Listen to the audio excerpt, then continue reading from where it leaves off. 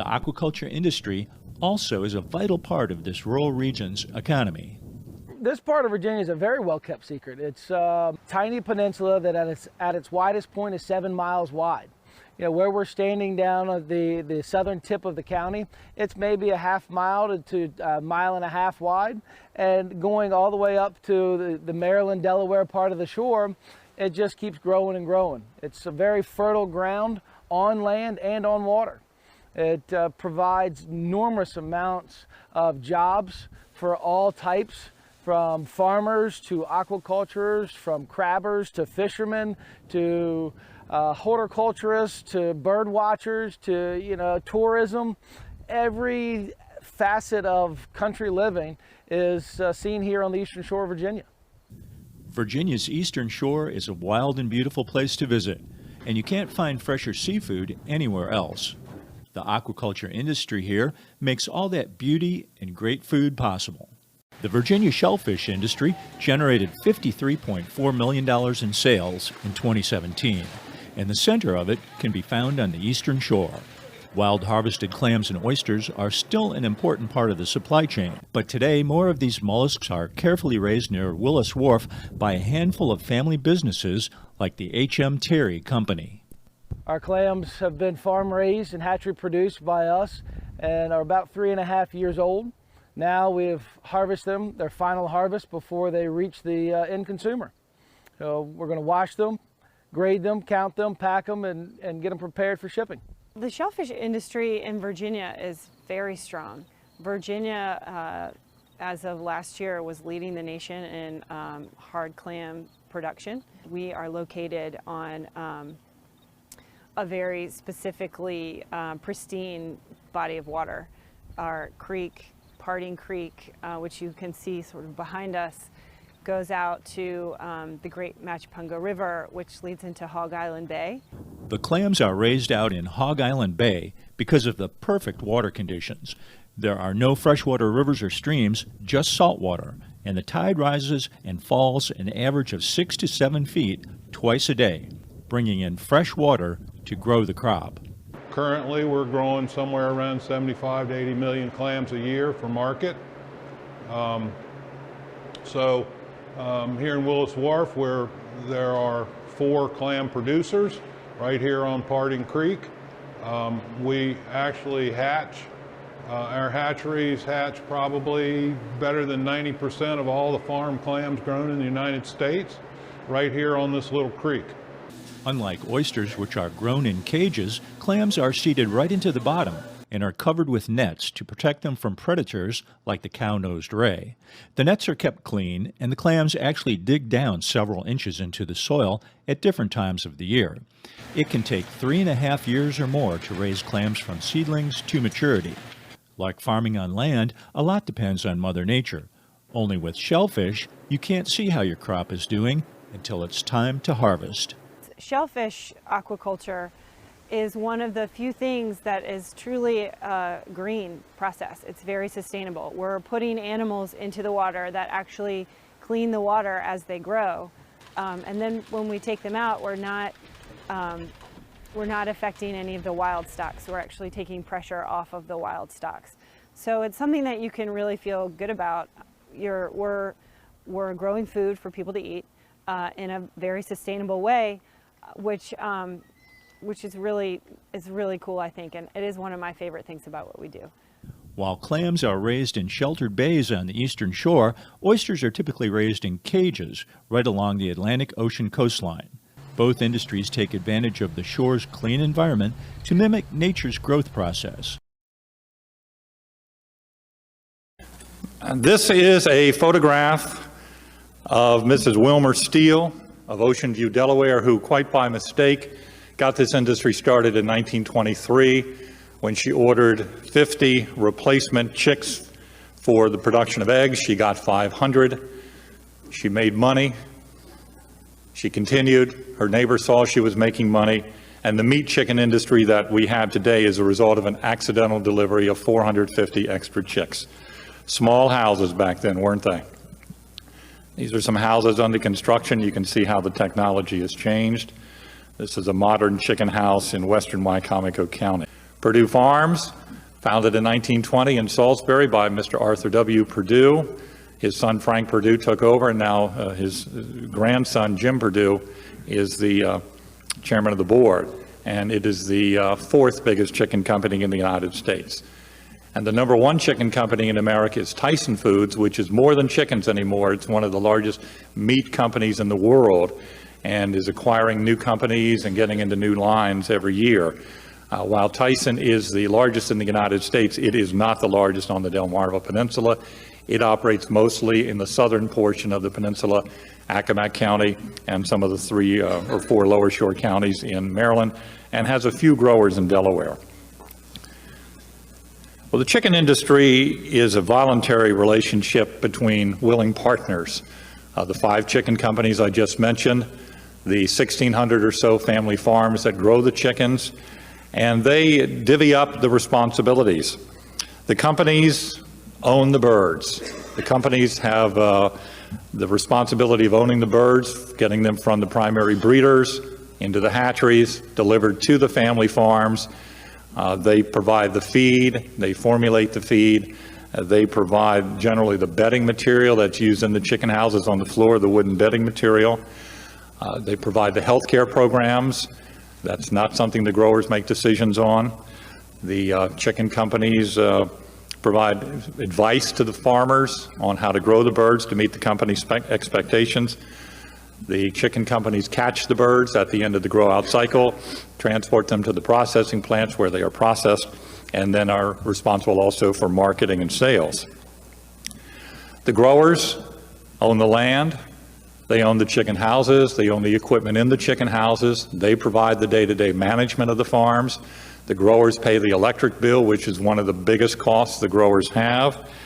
Out when the eggs crack open, and the day one chicks are now there.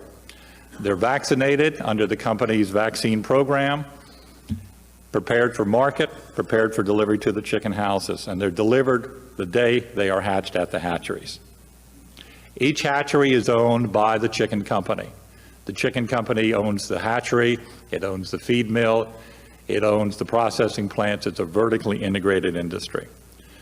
So the day-old chicks are taken out to farms like this, where they are raised, again, without cages, free roam of the house. The grower's top job is provide a good environment for those birds. Animal welfare is a key component of the growing of the birds. These are the nipple drinkers, those yellow things you see. It's kind of like a water fountain. The bird goes up, tips it, the water falls into him. An innovation that began about 20 years ago, and it's been a great innovation. Improvements galore in avian health, because there used to be open trawls and the water would get dirty and nasty and the birds would drink it. The nipple drinkers came along, it cleaned up the water supply, it reduced the amount of moisture in the house, the amount of moisture falling on the bedding material, and thus reduced the amount of manure and hardened litter that needed to be cleaned out. Another picture of the birds at the nipple drinker. Unlimited feed. The diet of the chicken changes. It's different from company to company. It's different depending upon the age of the bird. It's not the same diet for the whole 8, 9, 10 weeks, whatever the growing program is. So the birds get the feed in the tanks at the outside of the farm is where it's held. There are replenishments when necessary. Unlimited supply of feed for those birds. Just a long-range view of the chickens. Ventilation, environmental control, top priorities for. Each year, we collect data from the chicken companies at the end of the year to ask, tell us how many growers you had at the end of the year, number of birds raised, value of this, value of that, how many employees. And here are some of the data from a few months ago at the end of 2016. The Delmarva Peninsula grew 586 million birds. A steady growth. We're not seeing huge increases. We're not seeing huge declines. It's been at that plateau for a number of years. Those birds weighed 3.9 billion pounds. 1,600 farm families used to raise those birds. The chicken company just on Delmarva had nearly 15,000 employees. Feed is the biggest cost of producing the bird, and it costs more than $1 billion in feed. So go back to the three-legged stool and you can see the importance to the grain source farmers and the soybean farmers of the local chicken industry. A lot of money spent to keep facilities current, and this is just $103 million of what the company spent on Delmarva. It does not include money spent by the growers for new houses or housing upgrades. And as the products left the processing plant last year, they were valued at $3.3 billion. When you think of the small size of this peninsula and the small population, that's a lot of money circulating because of the chicken industry, circulating many times to the farmers, to the equipment providers, to the surveyors, to the bankers, to the restaurants, to the motion picture theaters, to everybody. So it's an important industry economically for Delmarva. Located on Virginia's eastern shore, Accomack County is some of the most fertile land in the state. The eastern shore is part of the Delmarva Peninsula, bordered by the Chesapeake Bay and the Atlantic Ocean, and includes parts of 3 states. Agriculture and aquaculture thrive here, making Accomack the 3rd largest agricultural county in the state. Agriculture and aquaculture are huge industries to Accomack County here on the eastern shore. Right off the top, we grow 25% of Virginia's soybeans. Accomack County does. We're the number one county for production for corn in the state of Virginia. If you live on the eastern shore, you are involved and touched by agriculture or aquaculture in one way or another.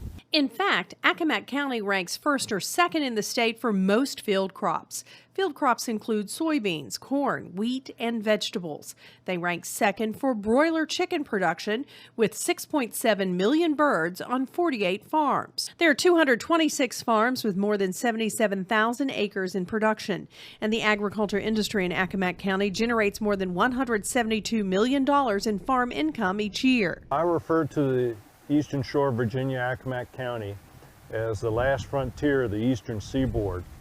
And we have the Chesapeake Bay to our west and the Atlantic Ocean to our east, and has a moderating effect on our weather here, and also our proximity to the markets. You know, you can't go into town, in any part of any town, and not see a roadside stand. You can get fresh vegetables. You can get, you can even go into Walmart and get local Accomack County, Dublin Farms potatoes. You can even get C&E Farms snap beans, and that's local vegetables grown here on the Eastern Shore for Eastern Shore consumers to receive. While agriculture is the largest industry in Accomack County, federal regulations have changed what is grown on area farms.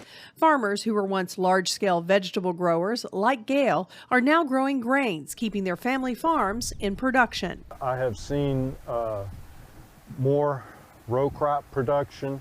The tomato production has reduced in acreage, and we're trying to expand our opportunities here. For example, last year I grew canola for Purdue.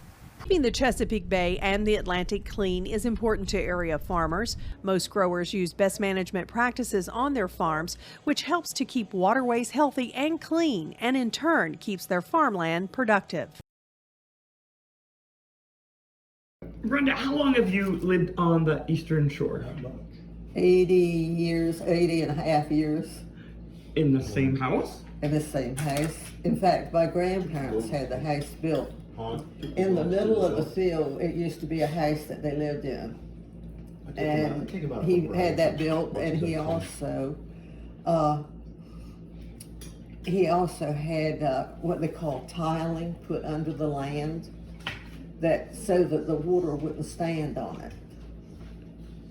Cool. And he had an orchard and garden and everything out there, and we had a big red barn and a corn crib, an outdoor privy, and what? Outhouse? No. I grew up with privy. And in the smokehouse where they'd kill pigs, and have that, and they would make the sausage and hang it, let it cure, and they'd have the hams and everything. Yeah. So what, between baking and all farming and you do the canning. Do you have a favorite thing you do, or? Work in my garden. I love to see stuff grow. And I'm up mornings between 6:30 and 7 o'clock to beat the heat. But I've been doing it ever since I was a teenager. In fact, the first time I planted anything I can remember, I planted corn in front of the barn, and I was 3 years old. And it came up. And I'd ride with my daddy on the tractor and stuff, and I just... So when we think about the Eastern Shore and the bounty of the Eastern Shore, what is like unique to the shore? Besides the sweet potatoes, what are some of the other foods that are just so unique to here that other folks think that... Well, it used to be we'd have big strawberry patches, tomato fields, and things have Your been... butter beans aren't, we don't know, we weren't familiar with them when we came here. Yeah. And your sweet potato biscuits? So Yeah. that's something we never had. Corn pudding? Yeah, all that stuff was from the shore, but Daddy used to raise the strawberries, and we'd have the pole beans at home. And Hayman potatoes? Yeah, Daddy would do Haymans and sweet potatoes. In fact, down to the end of our yard, toward the Millers, Daddy had sweet potato beds. And they would be long things with, it would be like windows in them. You know, Like a frame? Yeah, Okay. potato bed frames. And we'd have to open them up, you know, to not let them get too hot. And then when the sprouts came on them, Daddy would get the people to pull the sprouts, and then it had a planter box. And it would be 2 people, one on each side, and they would take the sprouts, they would do it with tomatoes too, and take the thing, and they'd take that and could put that with the click, and put that down the hole. You could see the dirt just come apart, and as they lifted their hand up, the dirt would just fold right around it. Wow.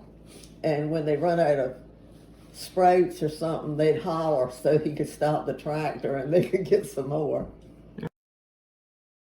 Well, my brother used to say every time he'd come back home to the shore that my roots had grown a little deeper. God's country.